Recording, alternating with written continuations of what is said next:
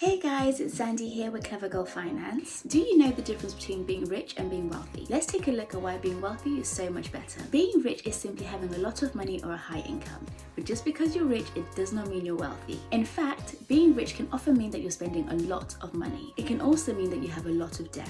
It doesn't matter how much money you have if your expenses are higher than your income. People who are rich might drive a fancy car, live in an amazing house, or have a high-paying job, but it comes at a cost. If you make $200,000 a year, but you spend $225,000 in expenses, you might seem like you're rich because of your high salary, but you're on your way to going broke.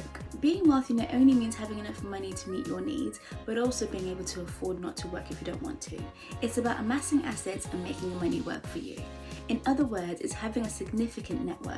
Wealthy people don't necessarily need to own the latest gadgets or cars or throw the most lavish parties, though some might. What they do have are a lot of assets such as real estate, investments, cash, and financial stability. They think about building wealth, not owning possessions. So what is the difference? Well, there's a bit more to it than how much money you have in your bank account. It's possible for someone who makes less than a rich person to be wealthier than the rich person, because rich people spend a lot of their money whilst wealthy people save and invest most of their money. So if you want to be wealthy, you need to think about your long-term goals. Do you want to retire early, own a few houses, travel? Don't just focus on your income, but focus on building up your assets and investments to last you a lifetime. For more on how to invest and build wealth, head over to clevergirlfinance.com.